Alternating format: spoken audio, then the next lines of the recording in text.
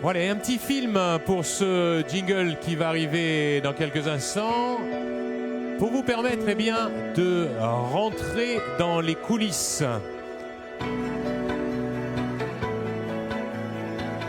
On va y aller tout doucement et vous permettre de rentrer un petit peu dans le dossier d'un point de vue virtuel, c'est vrai, vous allez le voir, mais certaines choses sont déjà bien pensées.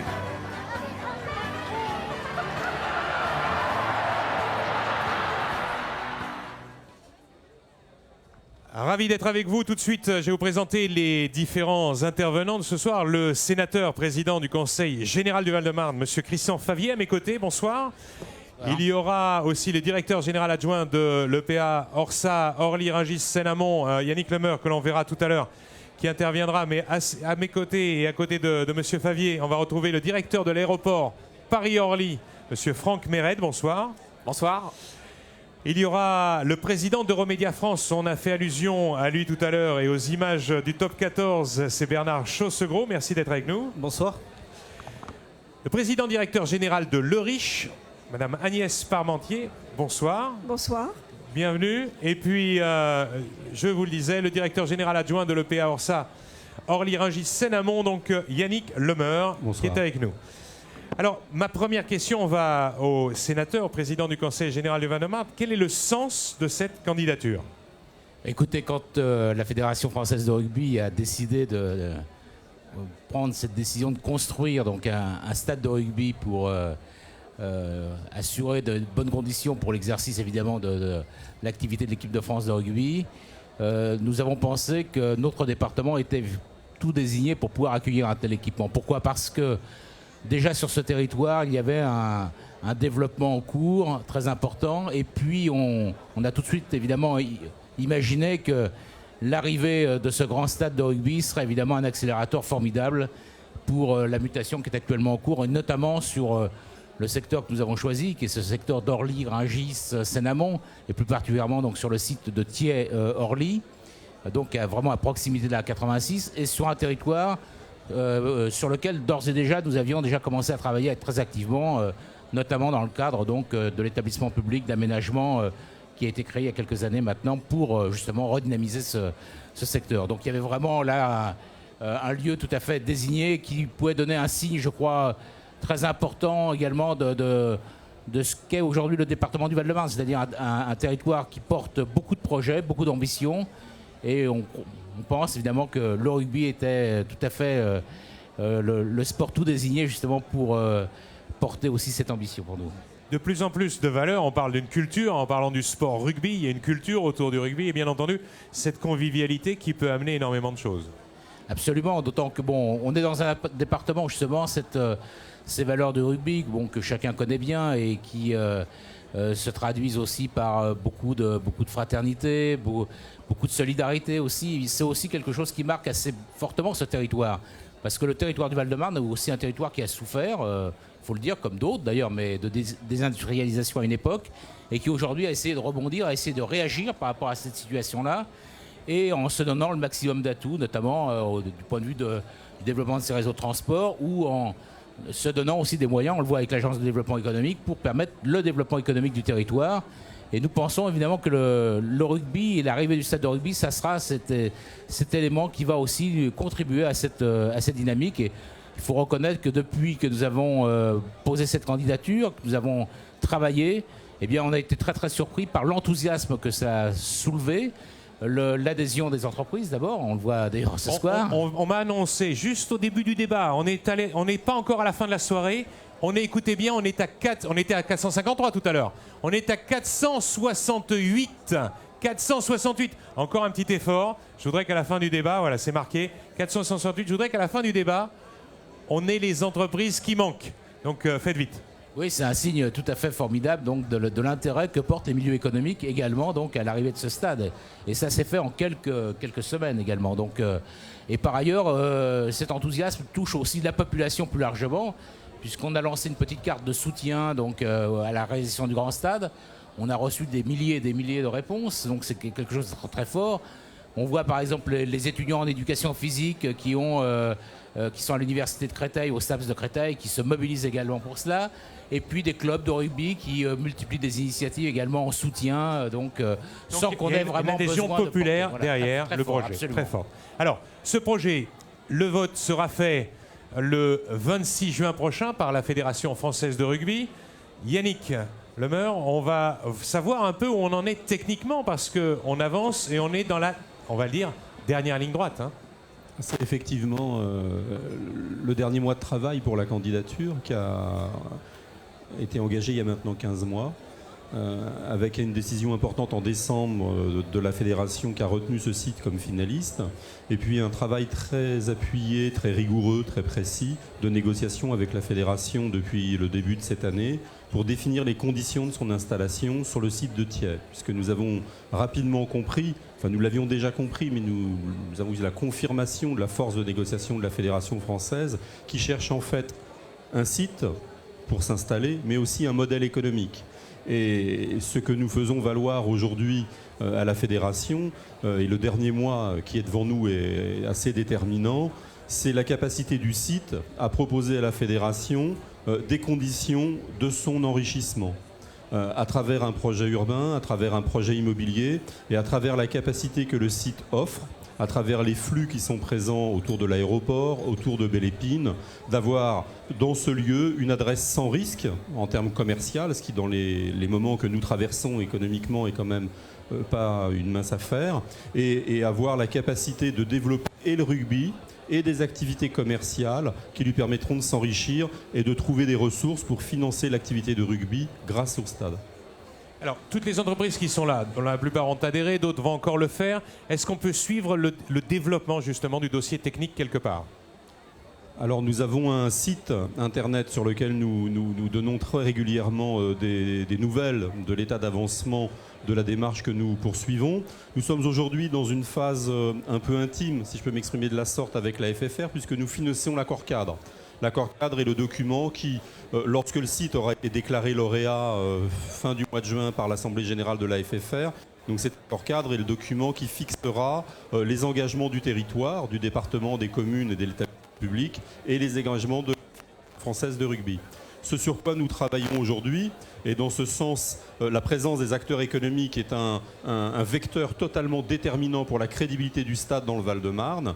C'est la capacité à fabriquer le terrain pour un prix modique pour la Fédération française de rugby, parce que le projet a une crédibilité économique à travers sa valorisation immobilière, à travers la présence des entreprises qui sont installées autour du stade et qui donnent une force au terreau économique du site et qui rendent tout à fait crédible le fait que la FFR à cet endroit-là trouvera des ressources pour vivre et développer son activité.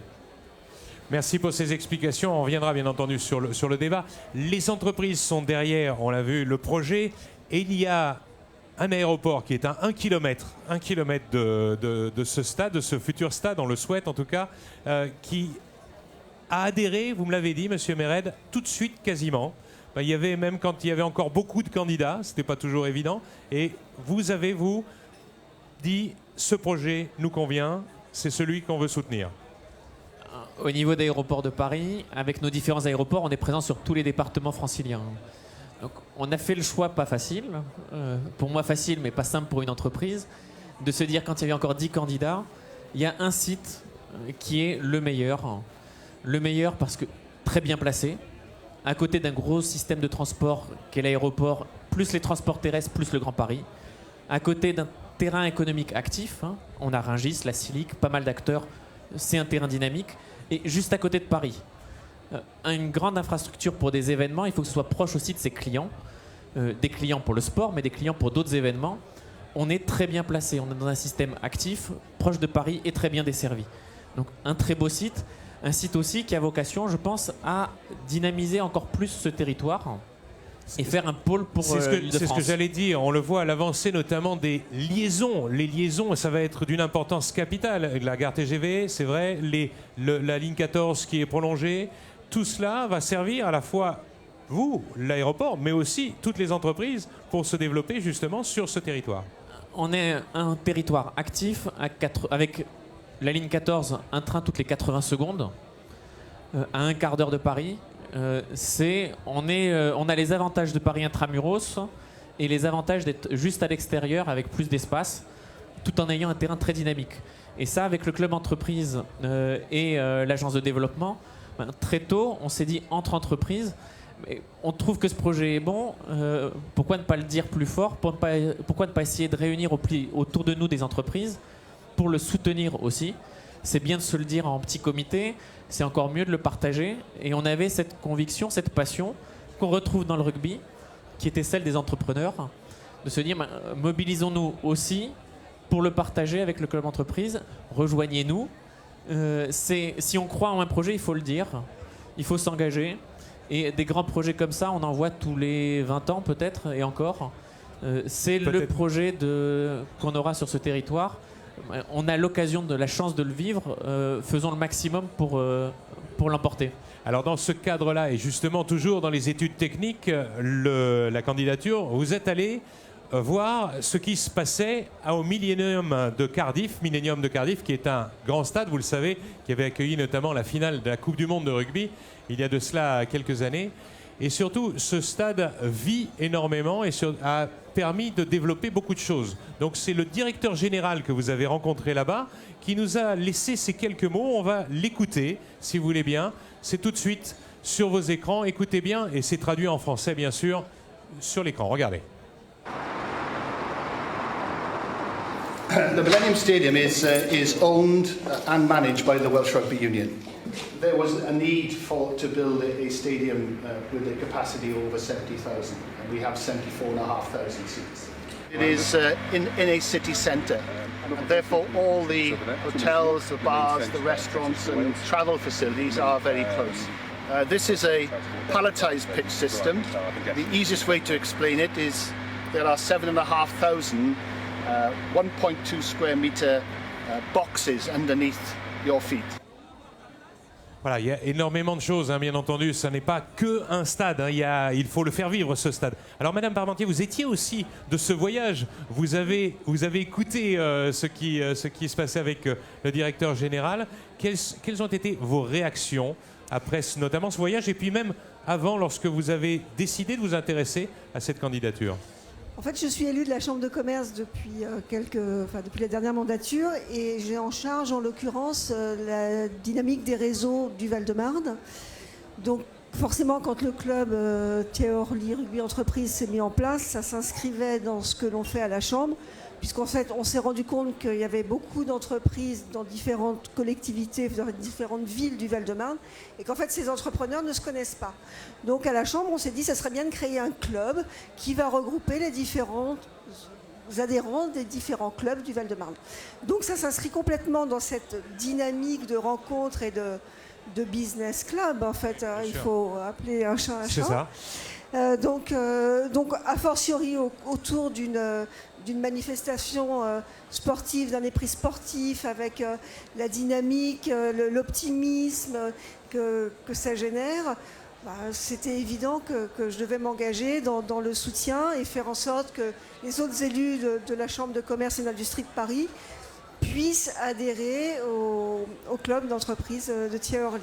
Et ces retrouvailles se faisaient facilement? Vous avez l'impression que toutes les entreprises adhéraient justement à cette idée de pouvoir être, à un moment donné... Je vais saluer une élue qui a une entreprise là, qui doit être assise par là-bas, qui est parisienne, qui a effectivement adhéré au club. Donc il y a d'autres élus, d'autres territoires, donc de Seine-Saint-Denis ou des Hauts-de-Seine qui ont également adhéré.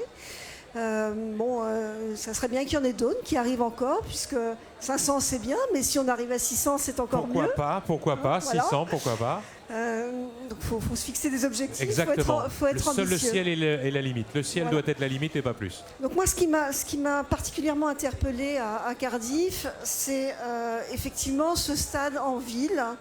Et donc la dynamique économique, comme nous a expliqué le directeur du stade, c'est qu'en fait lorsqu'il y a un événement, il y a effectivement les spectateurs qui viennent à l'événement, mais il y il y a d'autres spectateurs qui viennent profiter de l'ambiance et qui donc profitent, alors évidemment on est au Pays de Galles, mais des pubs, des rencontres, voilà, et pourquoi pas effectivement avoir la même chose sur notre territoire et se dire que quand il y a des événements, on peut effectivement attirer une autre population qui ne viendra pas forcément voir le spectacle sportif ou d'autres spectacles qu'il y aura, mais qui sera spectateur de l'ambiance qui découlera de l'événement. Tout à fait. Et Yannick, ce stade est fait pour vivre aussi en dehors des événements, bien entendu. C'est ce qu'on disait tout à l'heure. C'est ça qui va être important, c'est de continuer de générer une activité.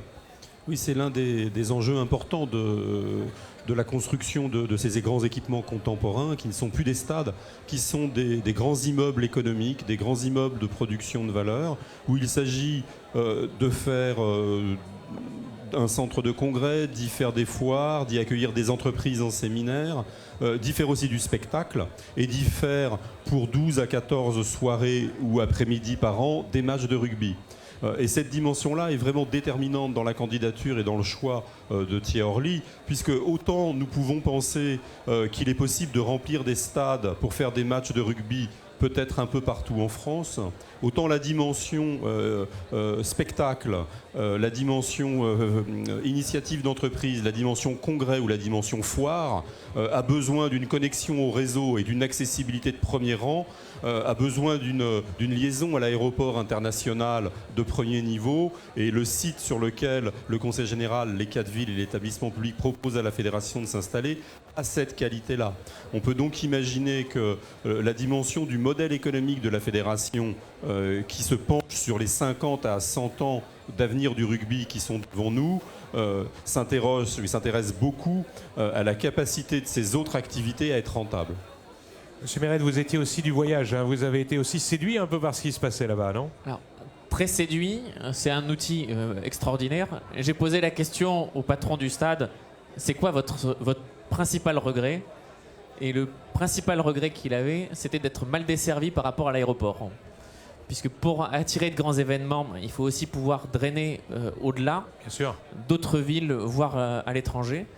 Et le fait que l'aéroport d'Orly offre pas loin de 150 destinations régulières à 1 km à pied, ça veut dire qu'on y va de manière extrêmement simple. Tout à fait. C'était le dernier atout qui lui manquait pour être comblé. Il y aura peut-être on le sera. Il y aura peut-être même des lignes particulières avec nos amis britanniques pendant le tournoi. Ça serait une évidence.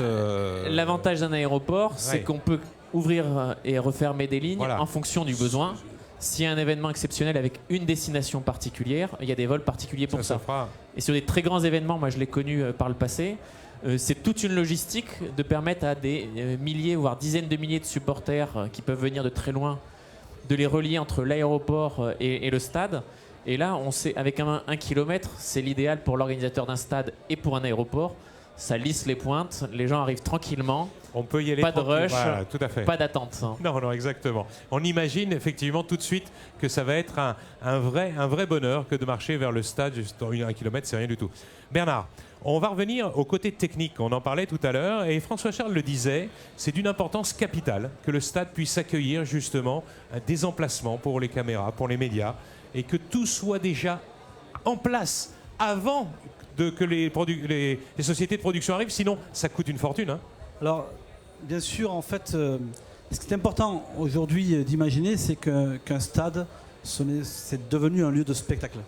Et donc, on travaille à l'interconnectivité, on travaille effectivement à la meilleure exposition pour l'image. Et donc, aujourd'hui, le groupe est sollicité, indépendamment bien sûr de ce projet, sur des stades très connus comme ceux de Turin, Juventus, ceux de Saint-Etienne, Nice à venir.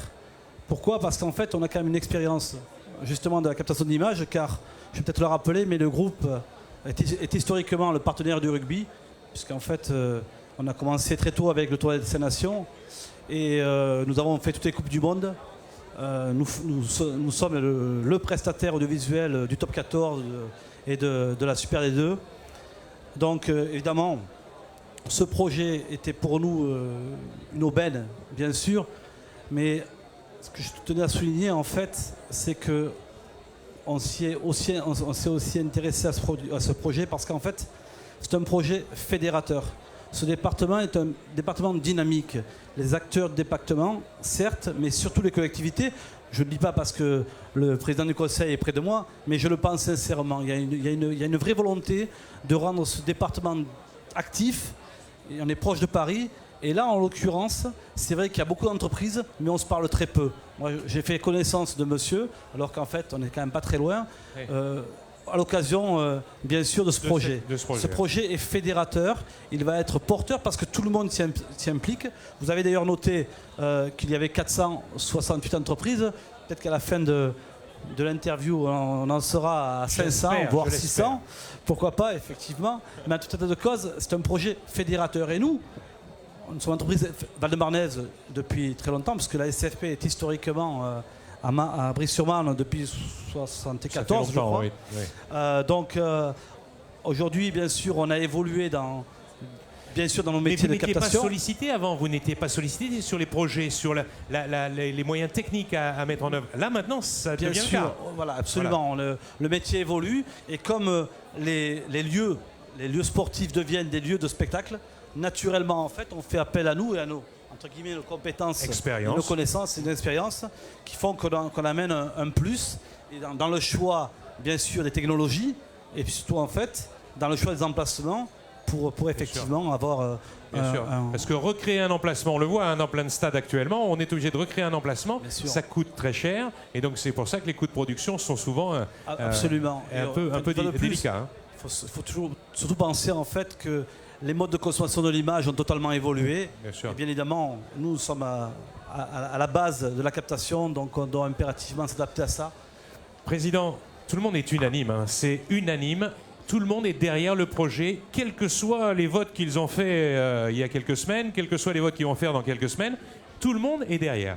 Oui, non, je crois que c'est un des aspects les plus encourageants, c'est que c'est vrai qu'on est dans une période un peu particulière. On a eu des élections présidentielles, il y a des élections encore dans 15 jours, donc on aurait pu penser que tout cela aurait mis un peu entre parenthèses en quelque sorte des projets comme cela.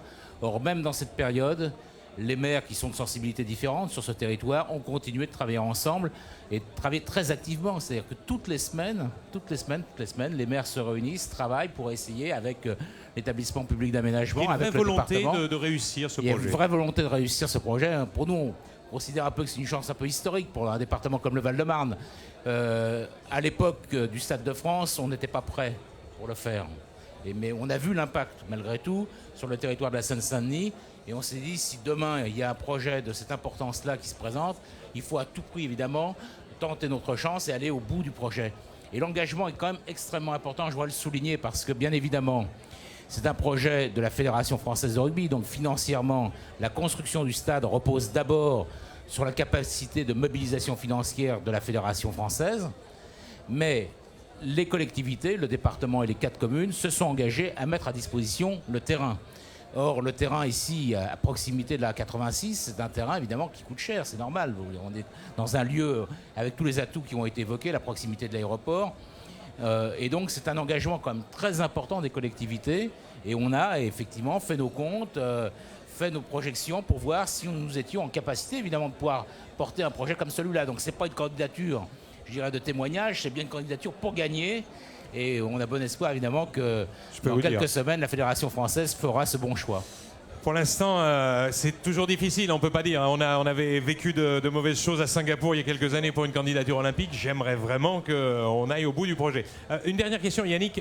On le disait tout à l'heure, il faudrait aussi 20% à peu près des spectateurs sur le match viennent en voiture et pas plus.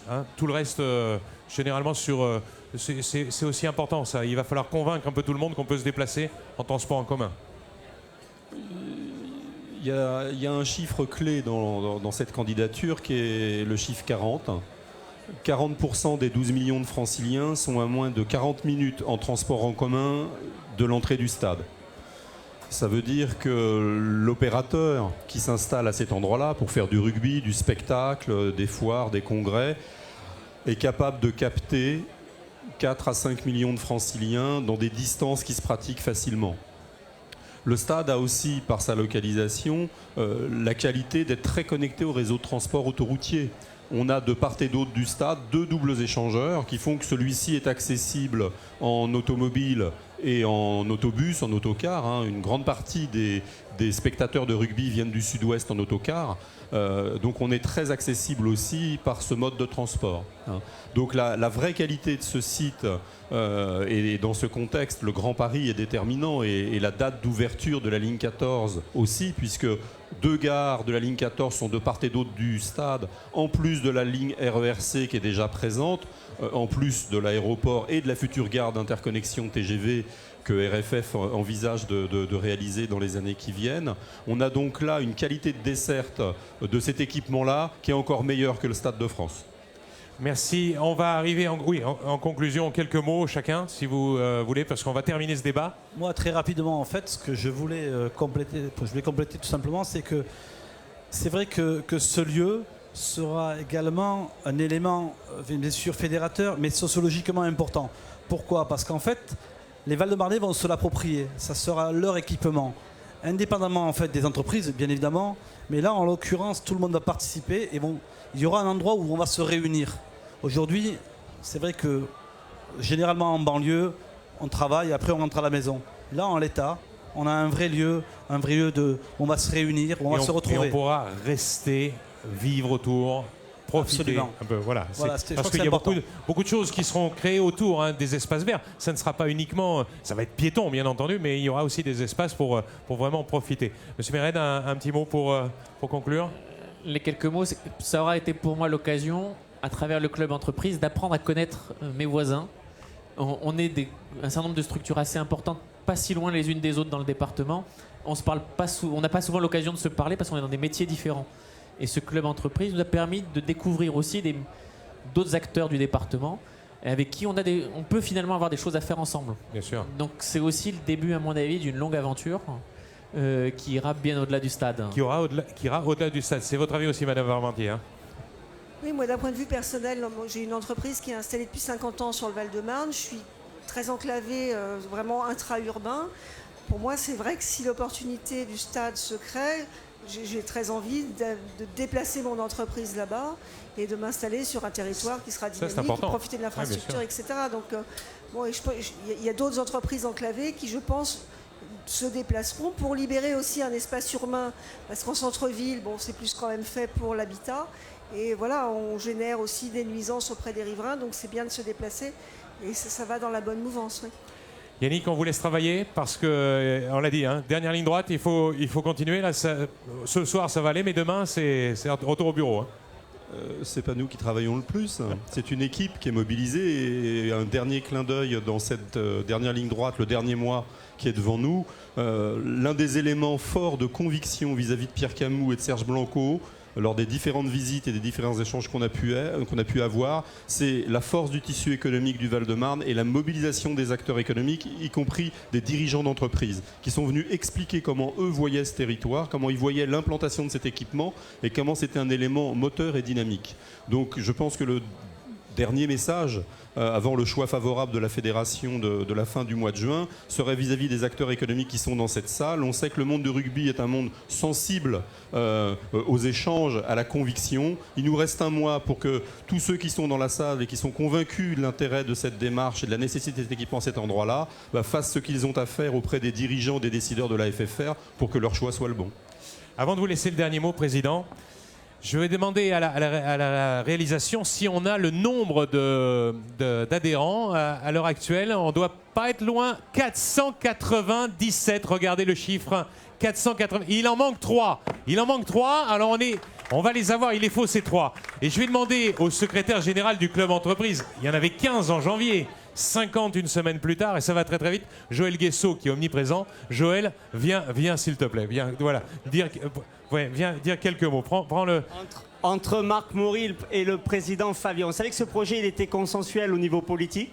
Christian Favier vient de le dire, qu'il mobilise beaucoup les sportifs. On sera d'ailleurs le 6 juin à Biarritz pour le jubilé de Serge Betsen. On a parlé de Toulouse, on aurait pu parler de beaucoup de villes du sud de la France, des villes du rugby. On sait aussi que la population s'est bien approprié ce projet. Et puis je crois que les représentants des entreprises, les dirigeants d'entreprises l'ont très bien dit dans ce débat, avec la mobilisation de Thiers Orly Rugby entreprise, le monde économique, de la plus petite des entreprises à la plus grande, hein. Je pense notamment aux propos de César Giron ce soir, sont mobilisés sur ce projet. Alors, on est à 497. Allez, il faut absolument qu'on atteigne l'objectif des 500 aujourd'hui, parce qu'on a promis d'y arriver, d'aller jusqu'au bout dans ce projet. Madame Parmentier va plus loin, 600, elle en veut 600 avant le 26.